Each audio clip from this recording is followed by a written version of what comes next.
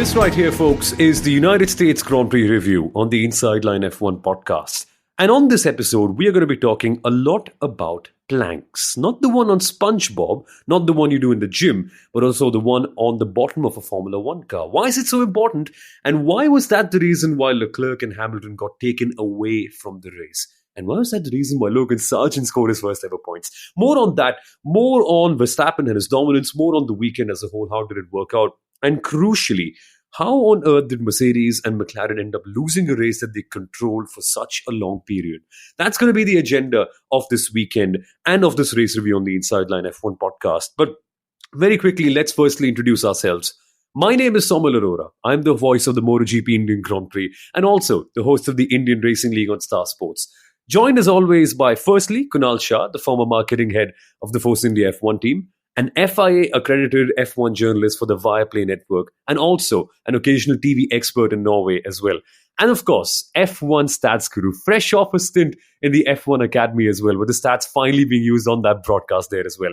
But folks, that is us. Let's very quickly get to the Grand Prix. Now, what happened at the end was very simple, Kunal. Verstappen dominating once again, winning in the sprint, winning in the main race. He came from P5, very patient at the start, very unlike Max actually, from the very past. But then the control seeped in. And even though Mercedes and McLaren seemed to have decent pace towards the mid and the end respectively, it just couldn't trouble Max. And I have a question for you. What is the definition of insanity in your head, Kunal? Like very quickly, what do you think of when you say a person is insane? When they try a one-stop strategy in Austin, I would say that's probably a bit of insanity out there.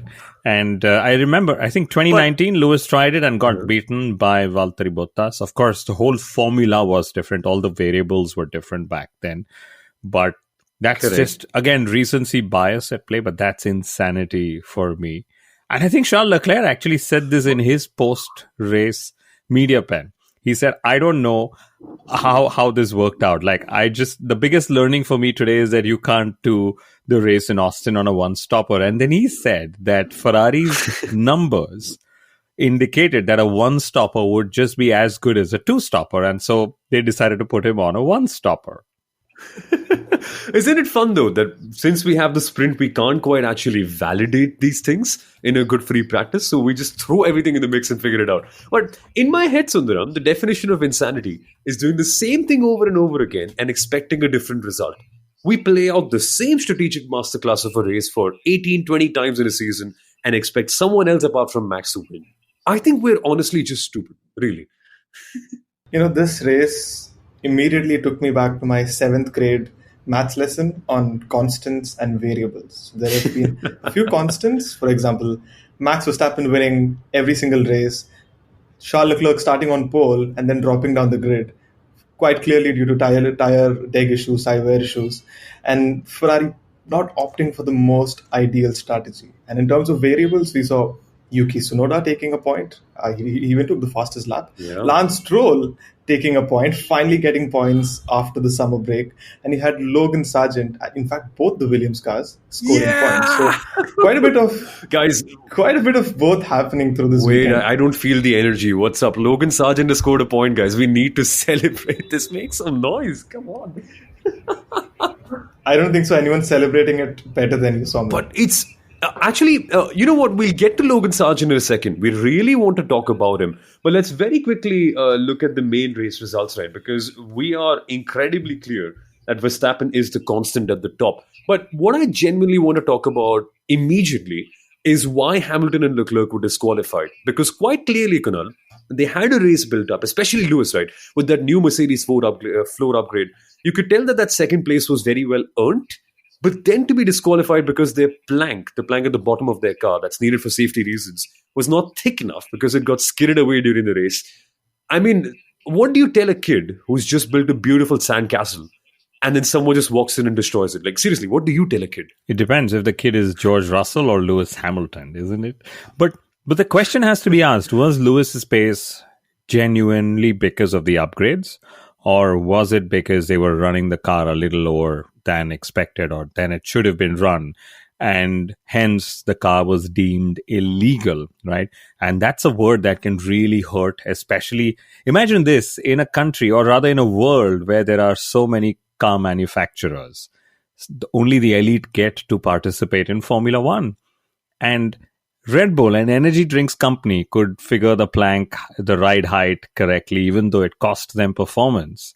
But Ferrari and Mercedes didn't end up doing that. And of course, we can attribute this to human error, obviously, or an engineering error because of the sprint race weekend. But this is also what I love about the sprint race weekend. I mean, 4 out of 10 teams had setup issues. Ferrari and Mercedes, as we know, got, because of illegal, the cars not conforming to the technical regulations were sort of off. But also Haas and Aston Martin decided to start from the pit lane because they're like, oh my God, we got the setup all wrong. We'd rather, change the whole car and start from the pit lane than start from the back of the grid and, drive with a bad car. So 4 out of 10 teams, that's 40% of the grid that got the setup wrong this time.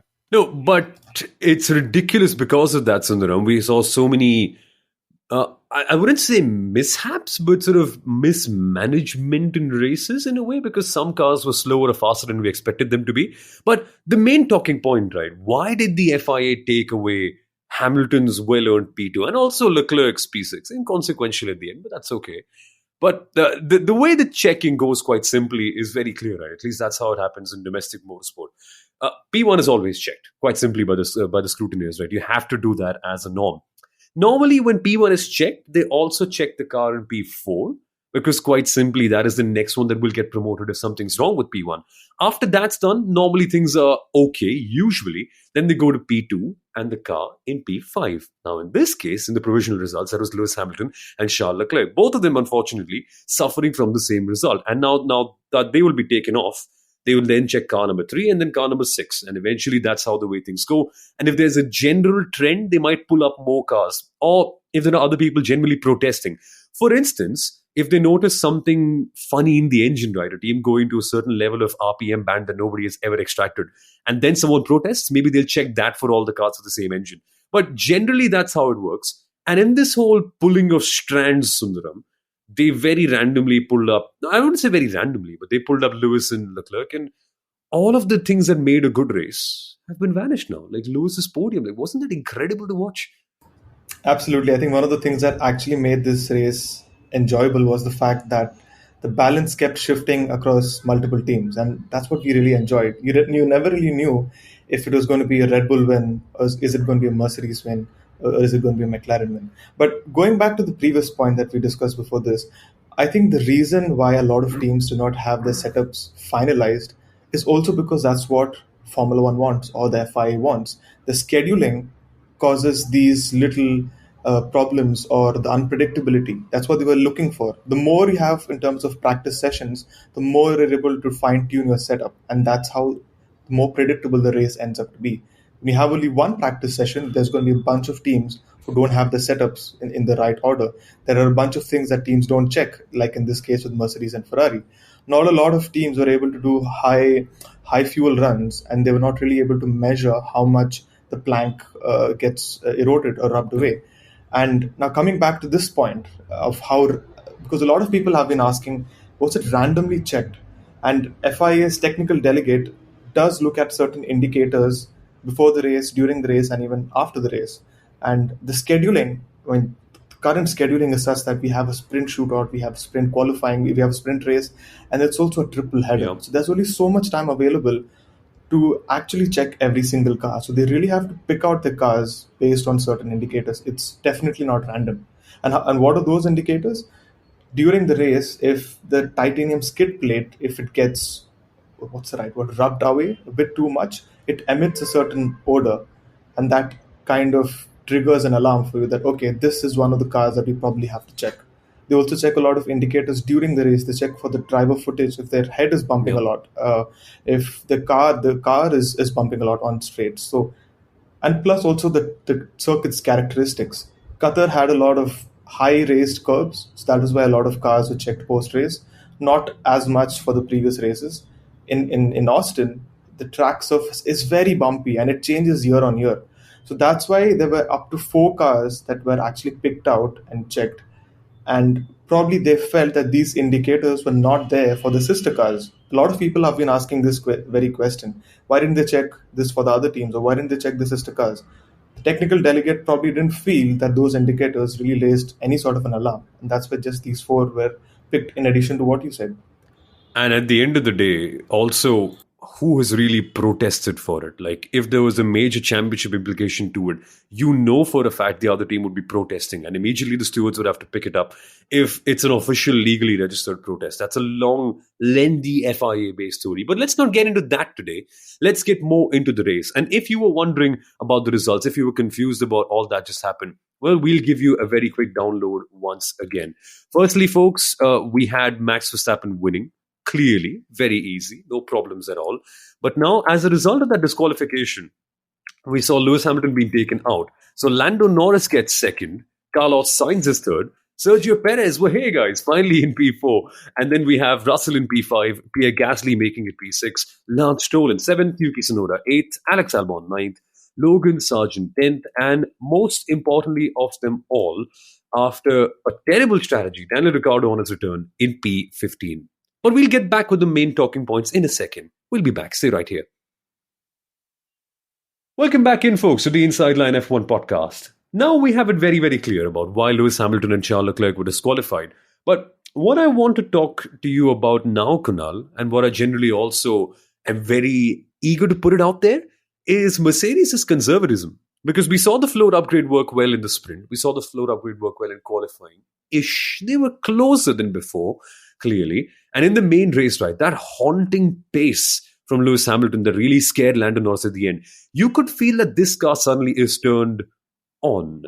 Turned on by what is a different question. I'll leave that to your imagination. But something went right, clearly. Now, where do you think they really lost it? Do you think, apart from the DQ, that is, assuming in a good ideal world, the DQ didn't happen. But I genuinely felt that in the first pit stop, Mercedes were, I think, caught out by the sprint weekend format because they didn't have enough time to prepare.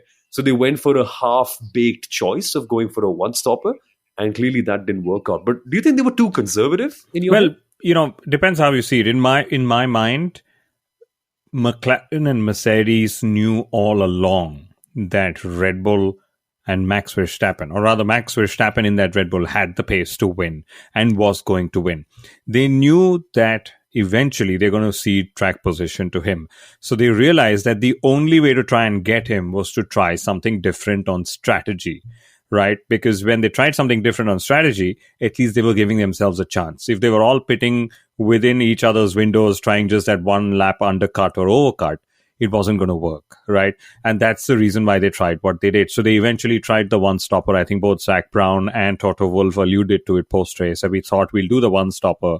Then we realized that the one-stopper was actually not working out. And then they suddenly had to switch mid-race. And in all of this, I loved what Red Bull was able to do. Because Red Bull turned around and said, okay, we don't have track position, but what we do know is the more we keep Max in clean air and the more we just run through the optimal stint lengths for our car, we will eventually be the faster car on the grid. And we will, of course, have to make overtakes, which is what Max did, even though overtaking was not just as easy as, as easy as as it's been for him before. So it was just down to Mercedes trying to do it differently. Were they conservative? Well, I would probably imagine they were just, like, okay, we got to roll the dice and see where it lands. And, now Mercedes is, of course, wondering that, was their pace or the true pace masked by the fact that they ran lower, at least on Lewis's car. So that's probably going to be one variable that's playing on their head as well. There's also the point that, like we discussed earlier on as well, Verstappen didn't really have it easy, and starting from P6, he didn't really overtake for the lead. I think after the first 15 or 20 laps, it took him that long. And Verstappen, he literally sounded flustered during the whole race. He was literally being put to test by the tires, by the strategy. So there was a lot happening there. And even Red Bull's pit stops weren't the quickest. Verstappen had a 2.5 second pit stop and 3.3 second pit stop, the second one. They were not, I would say, usually how perfect they've been in the other races. They were really not as perfect in the US Grand Prix. But I really have a bone to pick with Mercedes, and this has been long coming. We've seen what McLaren has been doing over the last couple of seasons with improving their pit stop times. Mercedes has been going the other way. Ever since 2020, 2021, 2022, and 2023 now, for the last 3 seasons, Mercedes have not been putting fast pit stop times. They're somewhere at the bottom, I think sixth or seventh amongst the 10 teams in terms of changing tires. Yesterday, Lewis Hamilton had a 2.6 second pit stop, and his second pit stop, the more crucial pit stop, was I think 3.6 seconds. And you have McLaren and the other teams doing close to 2.1, 2.2, 2.3. If Mercedes had done just a second quicker, at least a second quicker, 2.6, Lewis Hamilton would have been much, much closer and probably even in DRS range to Max Verstappen on the final lap. And it probably doesn't matter as much in the other races because you're really not battling as close, probably in the midfield. But when Red Bull really slips up, you cannot afford to have these sort of other mistakes. And even a second really, really But matters. did Red Bull really slip up? That's what I'm wondering, because they just had to run their car a little higher because of the bumpy nature of the circuit and to avoid plank wear. And you're right, Sundaram, though. You know that Mercedes should have been a little more sharp because the first stop came late. They were sort of in the middle of nowhere, plan A, plan B, plan C, or plan D, depending if you're Ferrari, right?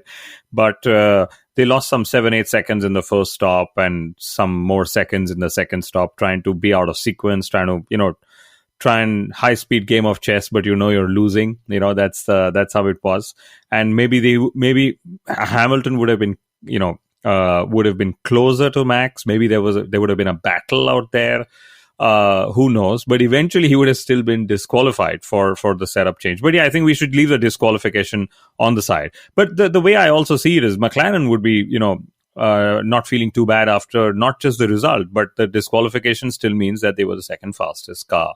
And some more, depth if we were to take within the race results. And, I liked how you picked up Yuki Tsunoda extra point for the fastest lap. That's because he had such a massive margin to P11 in, Alexander Albon at that time, who of course had a time penalty as well. But very interestingly, Pierre Gasly got 8th place, but was still 23 seconds away from George Russell in 7th. Of course, I'm just reading out the old race results, so this is very confusing for everybody. But the gaps were such that there was like Sommel says, Formula One, and suddenly McLaren and Mercedes were within the Formula One range because Max finished 2.2 seconds ahead. Then Formula 1.5 was about 23 or 12 seconds with Alpine and the likes. And Alpha Tauri was a part of Formula 1.5 because imagine an Alpha Tauri in 10th place could say, I'm going to make the extra stop and I'm going to get the extra point. So all in all, it was a different race. It wasn't the most entertaining one, if I may put it as that. Lots of strategy that was there, but different narratives within the whole field out there. And of course, the narrative that hogged the limelight was the disqualification. But it shouldn't take away from the fact that Red Bull, Max Verstappen delivered a brilliant race. Hannah Schmitz, again, shown as she normally does, as she always does on the pit lane. And also Lewis Hamilton, he just seemed more fired up than usual. I don't know if it's because he was racing in America, I had some of his celebrity friends there, or just that this new floor suits him and is giving him what he wants from a race car. But Hamilton was a delight to watch. I mean, imagine saying to anyone in the outside world, right, I just need a new floor and my life will change completely. They look at you like, what? Are you stupid? What do you mean new floor? But on Hamilton and the race, I think one very interesting thing to watch this weekend was just Lewis Hamilton so focused in the middle of his game. Now, in any other sport, we can't quite listen to the athlete in the middle of a battle as much as we can in Formula One, right? Imagine a cricketer facing a ball while batting in the final of a World Cup and then hearing their thoughts. Or say a footballer, again, playing in a major league as well, for instance. In the NFL, they've tried, but I don't think you can get as raw and as unfiltered as a Formula One driver in the middle of a race. And when you heard Lewis Hamilton say, no shit, Max is closing up, that was amazing because you could tell the way he's thinking. Like, yes, I know that's happening. What can I do about it? Just that psychology of Lewis as well. Like, buddy, I'm trying, I'm giving it my best. To know what goes on in the mind of an athlete right in the middle of their competitive battle of sorts, I think that is phenomenal. And I'm firstly so grateful that we get to see access to technology like that. But the second thing about the main race, and this is the interesting part, Sundaram, it's a lot like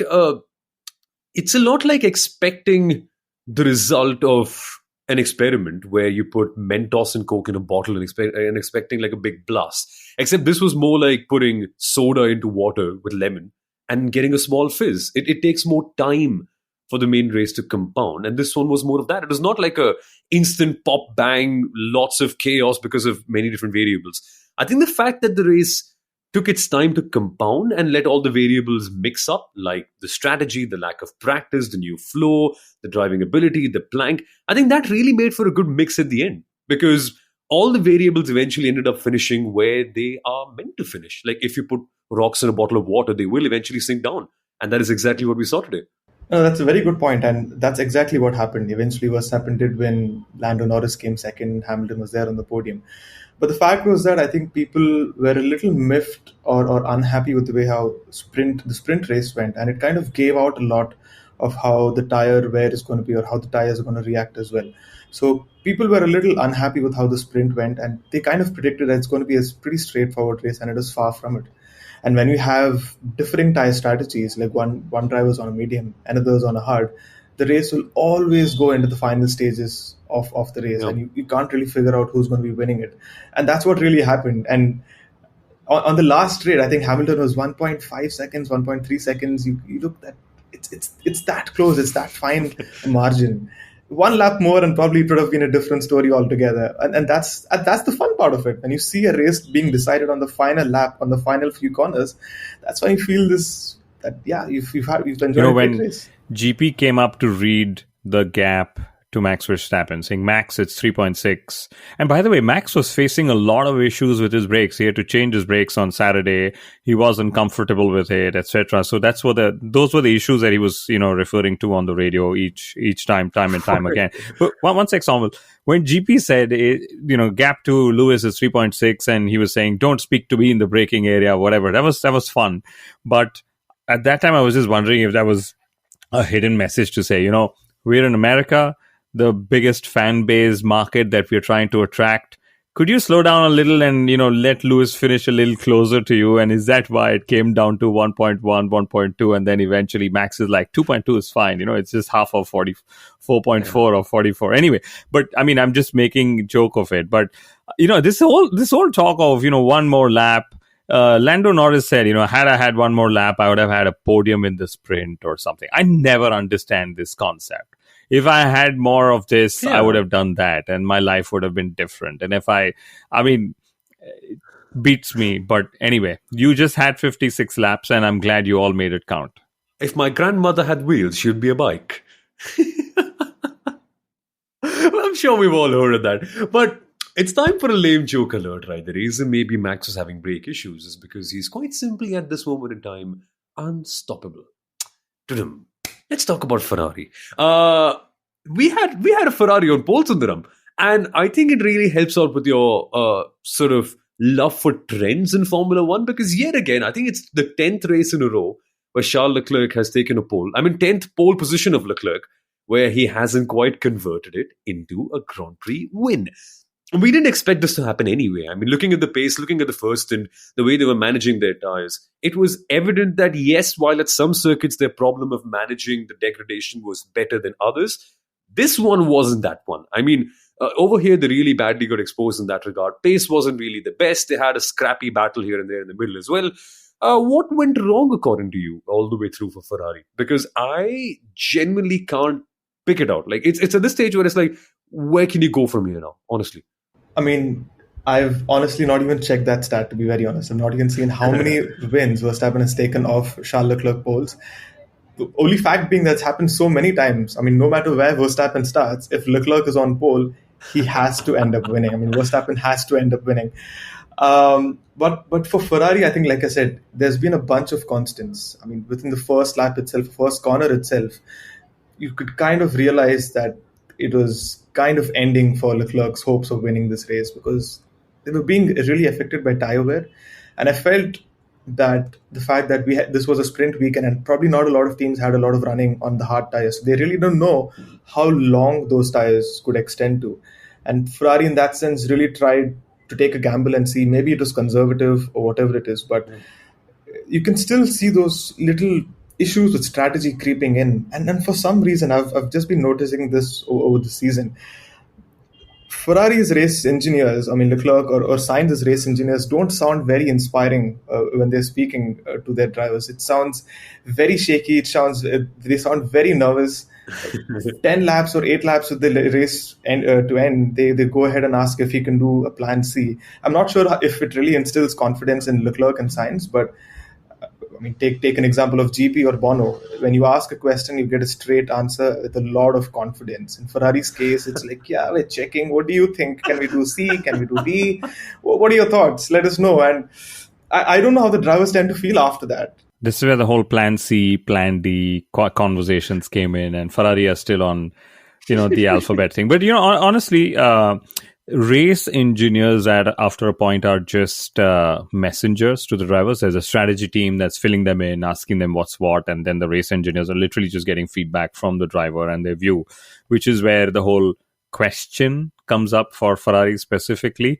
But also, I think, a little bit of flack less for the Ferrari race engineers, because if you're not British, if English is not your first language, then you don't always sound as good or as confident as you would in native languages, whether it's Spanish or whether it's Italian or the likes. And do you guys remember from the Friday pole position contest where Xavi actually came up on the radio to say, so lap time deleted for Verstappen, and then Charles Leclerc blew a lid and he said FFS. Okay, you guys know what that means, but yeah, he said FFS, say the name first. Okay, and then Xavi, as expected, actually turned around and said Verstappen, lap time deleted. Okay, so he was just following instructions of his star driver. But all in all, I think for Ferrari, at least in the race, they admitted that they read the strategy wrong, and that was the cause of their downfall with Charles Leclerc. With Carlos Sainz, they believe actually they maximized the race strategy as we could. Now, I don't know if it was them who decided on their race strategy or if it was Carlos Sainz himself. I like that Ferrari kind of plays the role of a therapist as a driver, because if you go into a conversation with anyone who studied psychology, they'll become enablers in a way. They won't give you the answers to your questions, but they'll enable you to find them on your own. So on your pursuit of truth and destiny. So whenever Leclerc has a question in the middle of a race, right, hey, should we go on the hard compound tires? The engineer should simply respond saying, I don't know, should we? And put it back to Leclerc, because eventually you're the one who'll find your own destiny. Figure it out. You've got to be independent on your own. Only you're the one who knows all the answers. So why bother relying on anyone else? It's good leadership, isn't it, Kunal? It is, and whoever decided to put the soft on Carlos Sainz's car in the sprint as well, because 19 cars on the medium, one car on the soft. And you would have just, this is a pub quiz. Which race? There was one race that happened in history.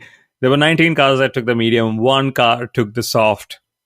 Didn't win the race on the soft. Which team do you think it was? And there's a very high chance people would just say Ferrari. And I wonder if there was Carlos Sainz just saying, I'll take the soft and manage. And he managed pretty well so that he saved an extra medium for the main race on Sunday. But we also have, I think for once, and this is where Ram, one of our listeners, very active on social media, would be pleased. Aston Martin got the setup wrong, started both the cars from the pit lane.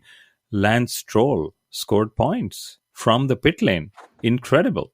Yeah, we let that sink in. Let's have a 2-minute silence in celebration. My God, it's incredible. I don't know what to feel, Kunal. I don't know what to feel, because this should have been Fernando Alonso's points, realistically. They both would have gotten points, yes, the way things go. But Alonso, unfortunate with that retirement in the middle of that race.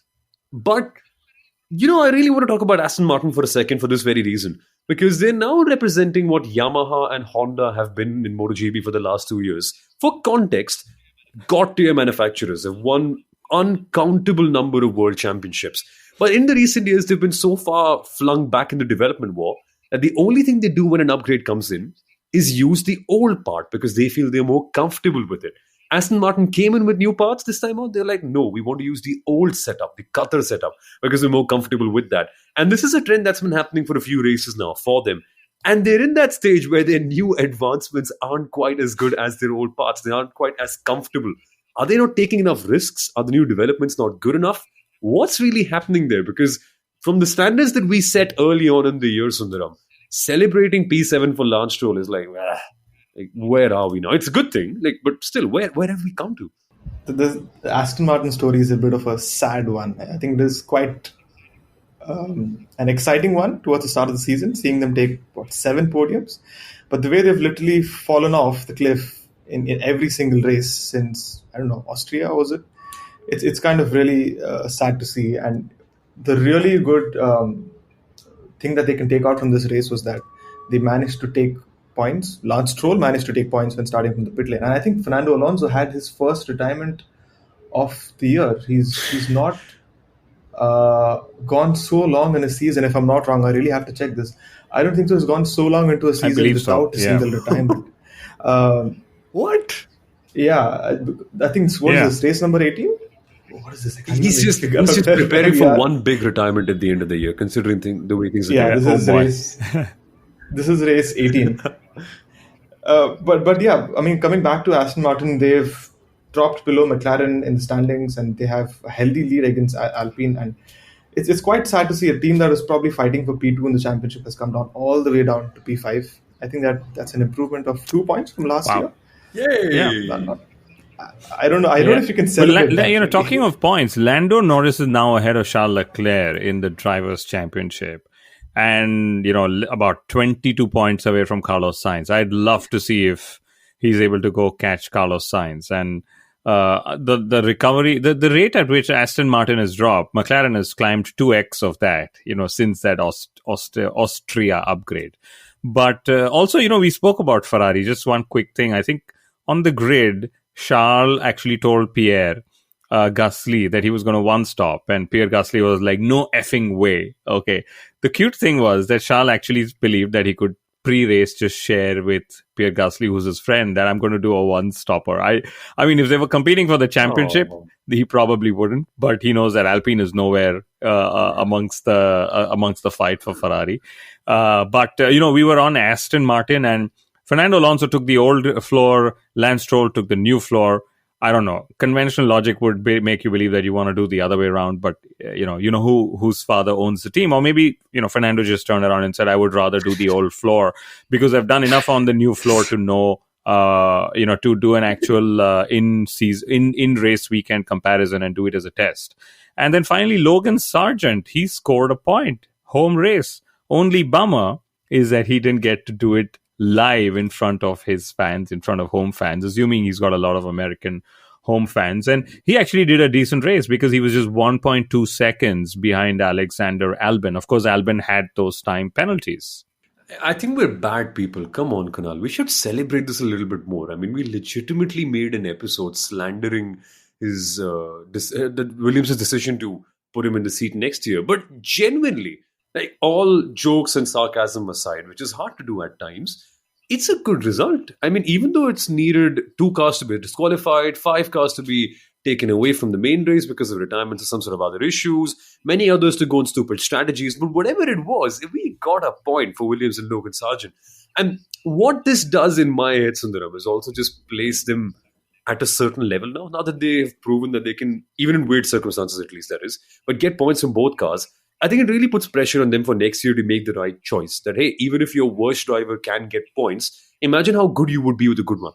So I know it's a bit of a somber take on a guy scoring his first ever points in Formula One, but I see potential. I see Williams potentially maybe being in that fight with the likes of the Alfa Romeos and Alfa Tauris on a more consistent basis rather than just once in a while popping up and being P4 in Zandvoort. It's really been a while since we've seen a Williams car being competitive.